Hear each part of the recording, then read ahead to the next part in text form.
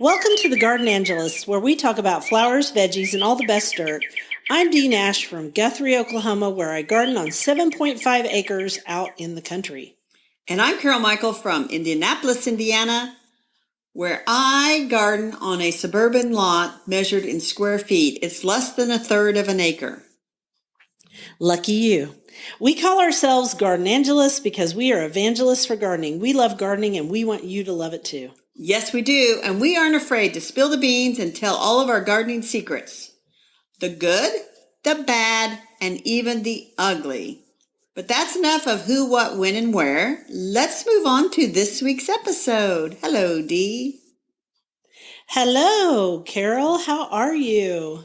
I am wonderful. This is an exciting episode because guess what? It is. It's so exciting. Tell them. This begins season 3.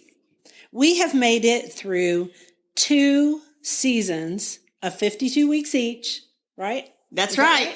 That's right. And so this is our 3rd year podcasting. Most people only make it to about 100 episodes. And so we are at 106 because we did 2 special episodes. That's right, we did. So happy, can we call it a birthday?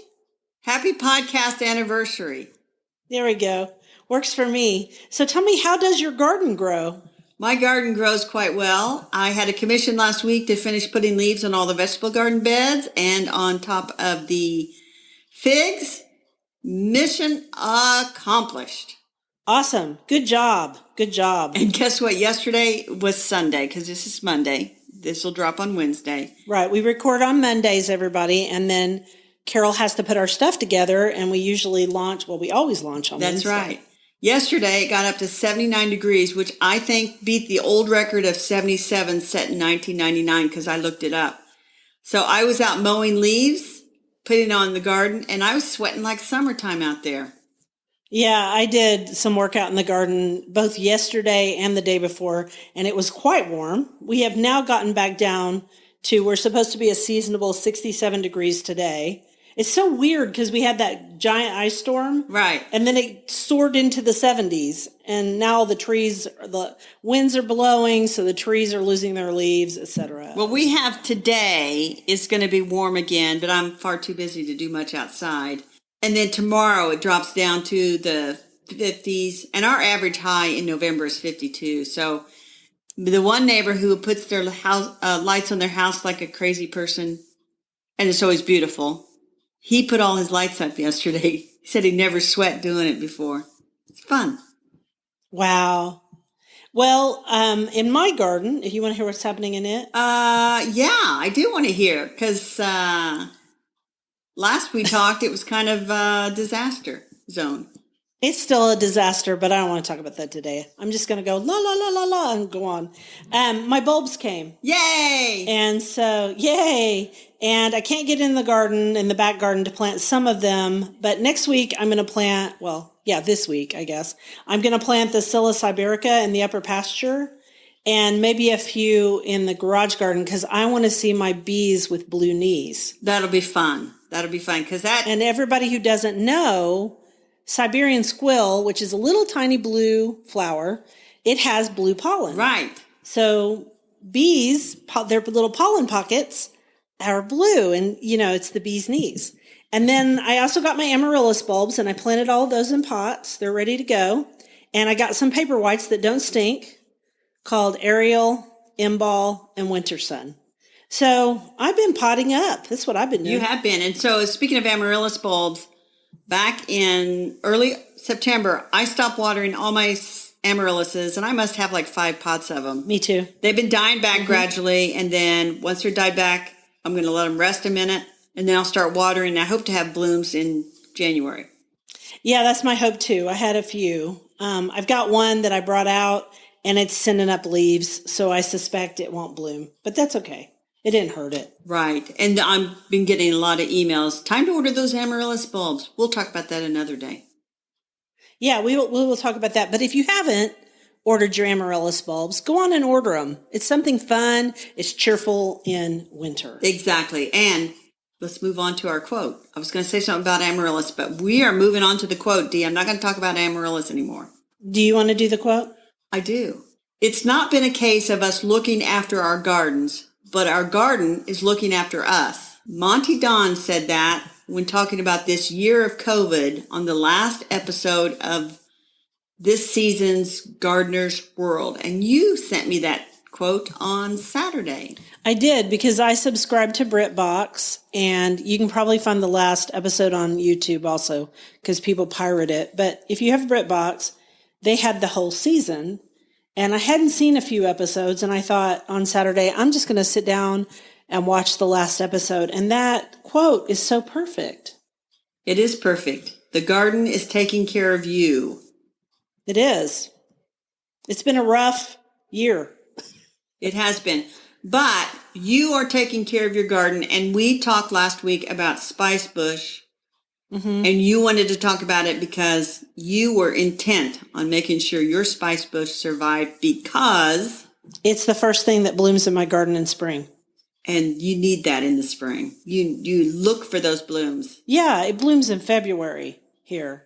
It blooms in February. I mean, if I lived in another state that was calmer, as far as weather goes, I could have some, like, one of the really heavily scented spring shrubs. But the only one I can think of that would bloom earlier would be winter honeysuckle, which that reminds me, I'm going to order a shrub today of winter honeysuckle. I thought I had winter honeysuckle, but it turned out not to be winter honeysuckle. That's another one that blooms early. But spicebush, northern spicebush, also called wild allspice, is Lindera benzoin. And Brennan and I think we talked about this last week. Brennan and I uncovered it from a whole bunch of limbs. And you know what? It just sprang right back up. It's native. It's native to your state. It's native to my state. It's native to the Southeast. It's one of the best shrubs, small tree, big shrub that you can grow, because it blooms really early, gives pollinators food. The blooms are really beautiful. They're kind of a greenish yellow. Okay. And then it looks just kind of like a shrub all summer. But spicebush swallowtails love it, as does the eastern tiger swallowtail. And I'm not talking about the adults, I'm talking about the babies. And then also the Promethea silk moth. All three of those use it as a host plant. And so it can grow in almost any soil. It can grow with almost any type of moisture. It likes partial shade here. We'll see how it does with less shade now. And I have 3 of them, because what am I trying to get, Carol? Trying to get the drupes, which is the fruit. The fruit. And it's really hard to tell if a shrub is male or female until it gets to a certain size. So you have to have more than one plant and hope you get a male and a female. I'm afraid, so far, that all of mine are boys, but they're still beautiful. Oh, and in the fall, it turns bright yellow leaves.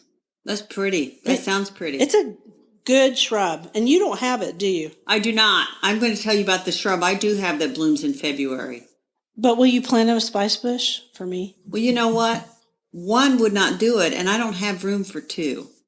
Well, you can only have, you just won't get drupes, but that's okay. I guess. I live in a suburban lot. I might. We'll see.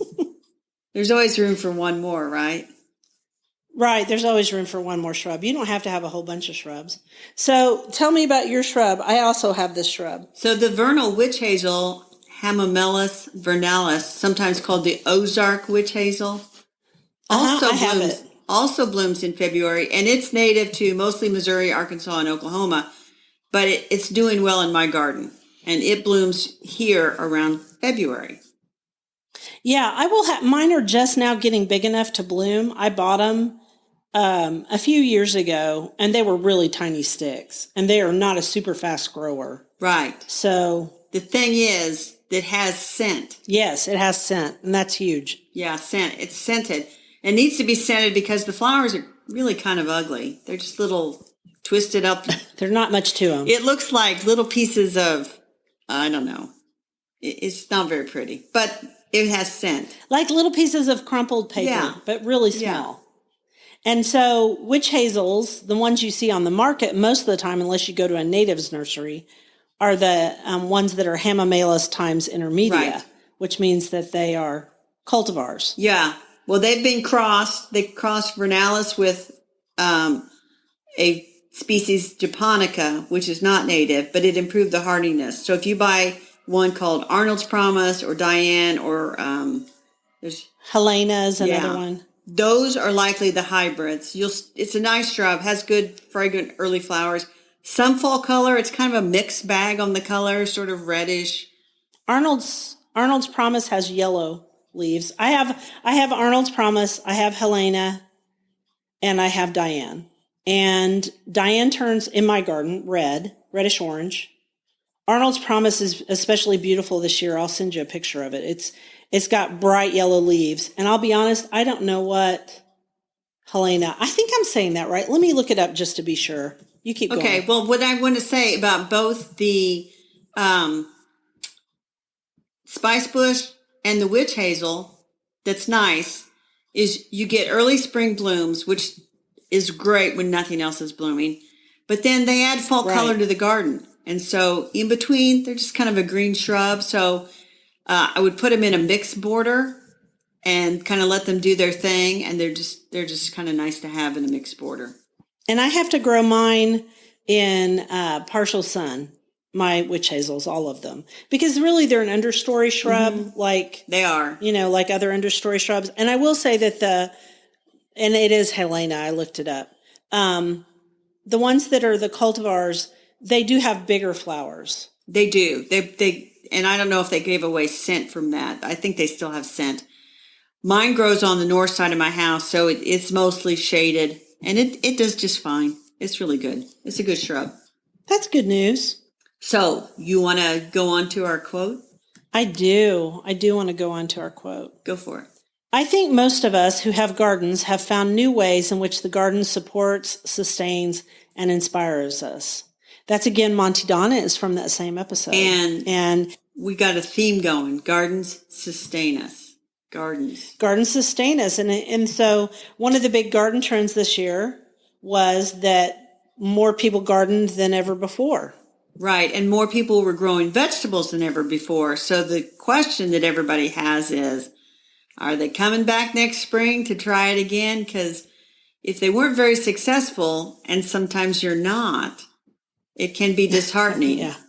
And so it can be disheartening. So we want to give everybody a pep talk, like our earlier midsummer pep talk, and say, yeah, try again, because most crafts take some time to learn. They do. And you kind of got to get through the, Seth Godin would call it a dip. So you get excited and you really do things well and everything's going really good. And then there's a dip and things, it's like you got to get through the dip and come back up the other side. You learn, you grow, you experiment. Things work out. Some things don't work out, but you got to do it again. Yeah, it's that old adage of one step forward, two steps back, and then you make another step forward. Because all of us have failures. We talk about our failures all the time. And does anybody ever get the kind of harvest that they want of every vegetable they grow? No. We talk about it's a good year for tomatoes, or it's a bad year for peppers, or we both had a bad year for green beans. We did. And I didn't have a very good year for my eggplant. And for whatever reason, I didn't want to eat it this year. So I'm not going to grow eggplant next year. Next year, I'm going to grow more tomatoes and more peppers, though. I really enjoyed some of the peppers I grew, and I loved the tomatoes. And so I'm going to do them in bags again. That's a good idea.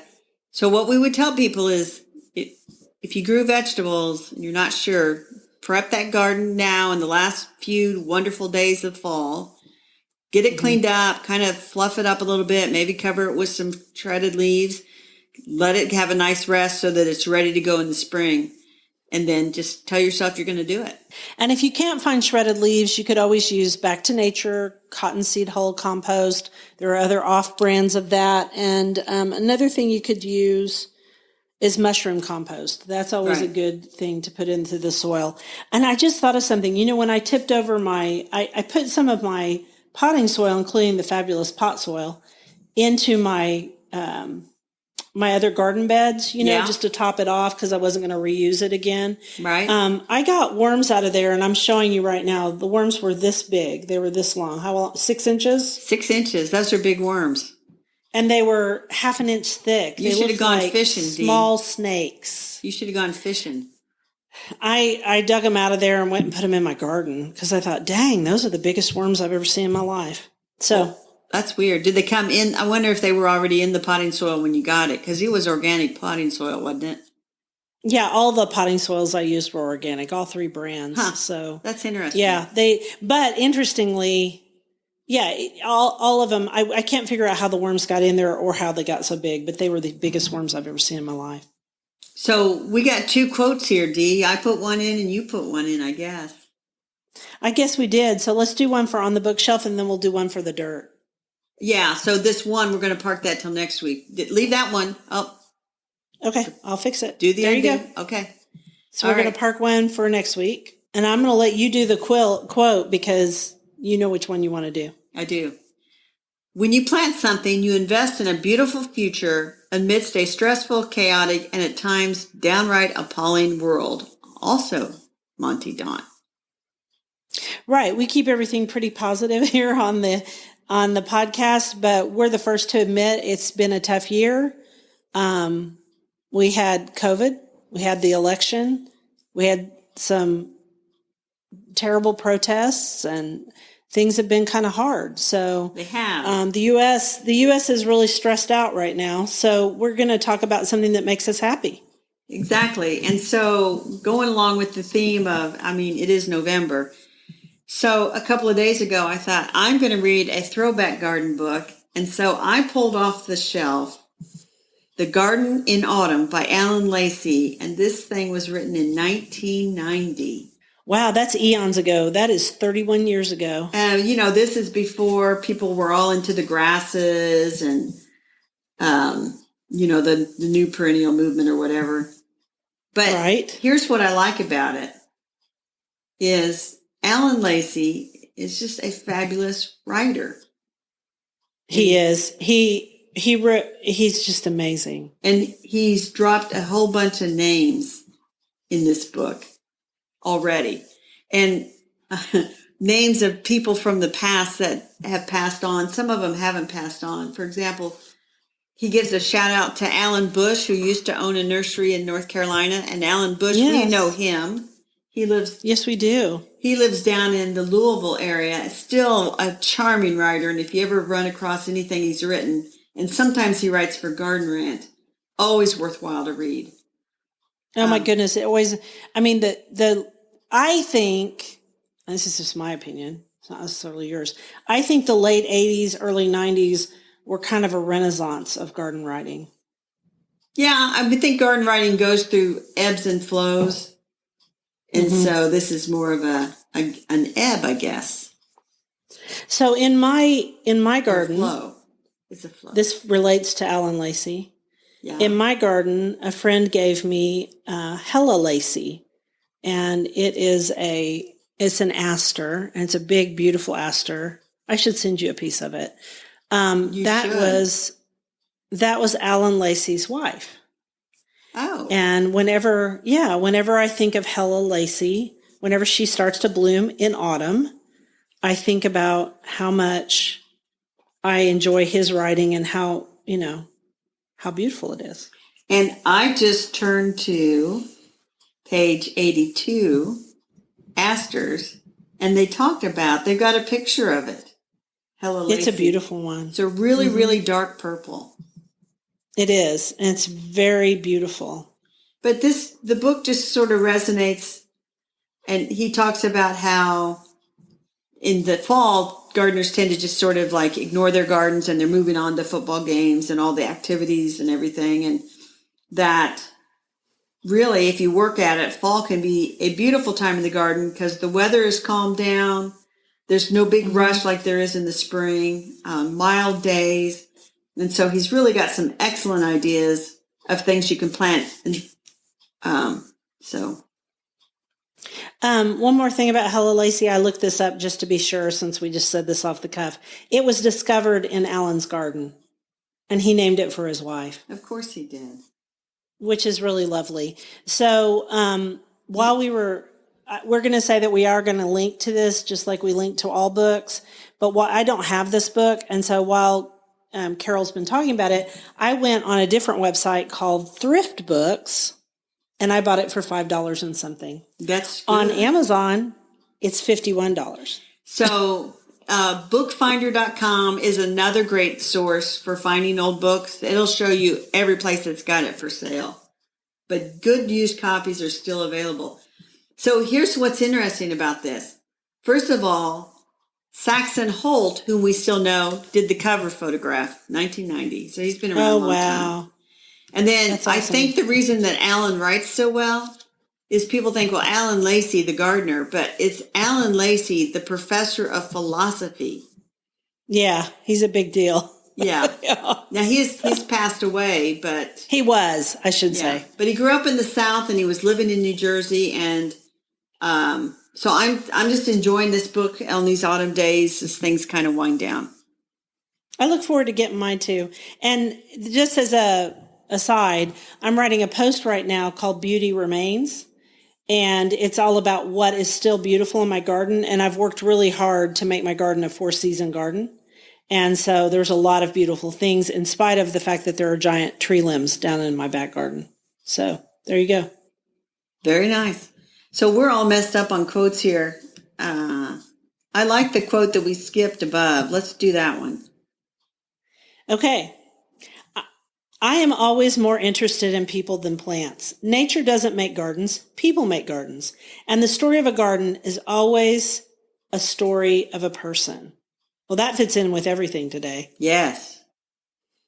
So our dirt is about picking trees that do well in normal ice storms. This was not a normal ice storm that we had in Oklahoma because the trees still had leaves, so nothing would have done well.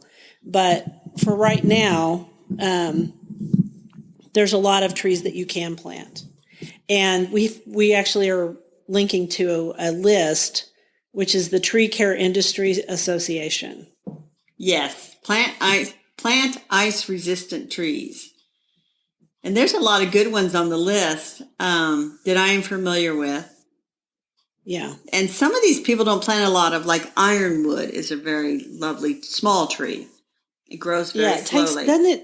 Yeah, very slowly because the wood is so hard. Right. And that's something our listeners may not understand is trees that grow really fast tend to have brittle, they're fast growing because it's a softer wood and they tend to be brittle. Right. And so old-fashioned trees, native trees, even our native oaks didn't survive. I mean, okay, I say that. They lost a lot of limbs, but they're going to be okay. But I saw some trees that people planted, like Chinese pistache. Chinese pistache in Oklahoma got decimated. Lacebark elm, decimated. Then Kentucky coffee tree is on the list of ones that do well in ice, and I think it did well here. Yes, and Kentucky coffee tree always fascinates me because it has a double compound leaf.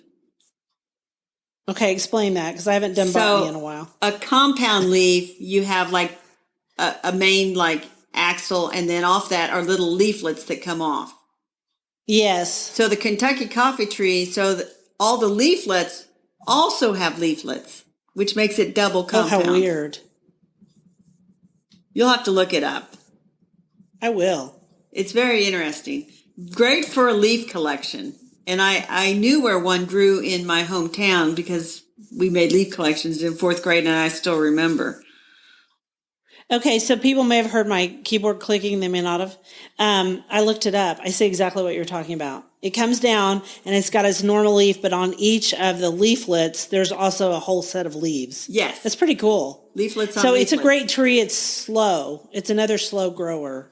Right. And around here, believe it or not, our state tree is the tulip tree, Liriodendron tulipifera, which is a poplar, and poplars in general tend to be very fast growing. And I remember as a kid, we had a big thunderstorm that came up one summer day, and it took the top out of that tulip tree because it's very weak wooded. Right. So don't be in a big hurry when you go back to plant trees. I'm actually going to write about this for Oklahoma Living magazine, but it won't come out until January or February. So, but when you replace those trees in Oklahoma or in Indiana, if you get an ice storm this winter, God forbid, try to choose trees that are slower growers because it'll be better. I mean, but I do love a good maple tree. Maple trees are beautiful. They are not slow growers. No. But they're not super fast either. No. So. And the thing about oak trees hold their leaves for a long, long time. And so. They do. In fact, in my yard, we have 2 primary oaks, and one is the post oak and the blackjack oaks. Okay. And blackjacks usually lose their leaves in fall, and post oaks hold on to them all winter. At least that's how I read it. So I get several leaf falls. Yeah. Yeah. This year I had got limb falls, but that's another whole thing. The leaves are almost all blown off now of a lot of the trees. So with trees, unless you move away, you're going to be married to that tree for a long time. So it is best to choose carefully. And I say, do your homework, invest a little money, and buy good trees, if nothing else, in the garden. And here is a good place to buy from a local nursery. I'm going to give a shout out to Scapes Inc. in Oklahoma. They will come plant the tree for you. My friend Mike Lindsay owns it, and he just did a deal on Facebook where he showed some of the trees he has. He works very, very hard to choose trees that are very good for this part of the United States. Yes. One more thing. Yes. Do not plant trees under electric lines. No. Because that was part of our problem too in Oklahoma. We still have customers, electric customers, that do not have electricity. This is like day 12 or 13. Well, so we got around here, back. they'll come and trim them away from the power lines, and you'll end up with a half tree. They'll just trim. Well, them. we have that here too. So just do yourself a favor. Don't plant the tree. And also think about the size of the tree before you plant the tree. Yes. The mature size. Yes. Don't do to your, whoever gets your house after you. Right. Don't give them a tree that's 50 feet tall in a very small yard. Right. All right. That's it. Let's go on to the garden commission for the week. Yes, let's do. Yours is? Mine is my houseplants. The houseplants that stayed inside were totally neglected all summer. And so I'm going to water everyone, spray the dust off of their leaves, and move a bunch of the tropical plants into my bathroom for a nice moist environment. And then I'm going to grow all my bulbs in the living room. That's my plan. So when you say spray the dust off, do you set them in a sink and just really? Mm-hmm. I use my sink sprayer. That's good. I do, because they get dusty leaves and then they can't. They can't breathe. They can't breathe. And so we don't want to do that to them. And so they need that off of their leaves. They need all their dead leaves taken off. Dead leaves are hard on a plant, bring in all kinds of problems. So they get embarrassed if they look terrible. Well, mine were kind of embarrassed, so I'm doing that this week.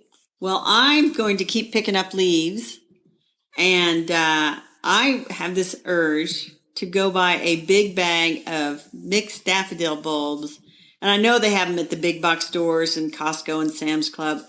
Because when I was cleaning off the garden, I remembered that I have some areas where I just have them rowed up, for picking for bouquets.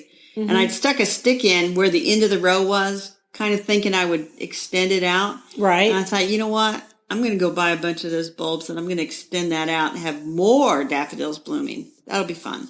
I think that'll be beautiful. I also bought silver chimes daffodil. It's a really pretty one, and I bought it, and it came this week. And I'm going to plant more daffodils down in part of my shady gardens, because you can plant them under trees because the trees don't have leaves yet. And then if you put hostas around them, the hostas hide the dying leaves of the daffodils, which is always good. We should say that everybody who hasn't ordered bulbs, a lot of the bulb companies are either closing their fall orders now, or I was just looking at Brent and Becky's. Brent and Becky says that fall items will be available on November 30th, and this is because there's just been a wave of orders, and they can't get them out. So they are actually going to take orders, it looks like, on November the 30th. So if you still want to grow some paper whites, force them inside, you could. And that's the only way to get them, those that don't smell, is to order them, because the ones at the store are going to smell. Yeah, and some people like the smell of Ziva, but I don't. So I invest in those other ones. I know. I talk about it every year. I'm so sorry. Oh, we got something happy to share. You share it. Right. Well, I was out looking at our reviews, and I thought we asked for people to do these, and I thought we should go look. And so Dee, Mary, Elaine, we want to thank her. She just left a comment on her 100th episode. She says, I always look forward to your informative and interesting insights into gardening, life lessons, and everything in between. Cheers to the next 100. Man, that's nice. We wanted to thank Dee, Mary Elaine. Reviews like that keep us going. They do, because sometimes it's hard to come up with new things to talk about in a week, but we usually do okay. We do. And so we want to thank everyone for listening to The Garden Angelist. If you like our podcast, please tell your friends about us. Also, hit the subscribe button so you don't miss a single episode. And if you listen on Apple Podcasts, we'd love a 5-star review like D. Mary Elaine's. That helps us get noticed by others. And if you move up that chain, you get more listens. And be sure and check out our show notes for links for more information about today's topics, plus links to our own websites. And if you want to help support us, use those affiliate links. If you buy something after clicking through on them, we earn a small commission and it costs you nothing. It was lovely to chat with all of you over the garden gate today. Bye until next week. Bye.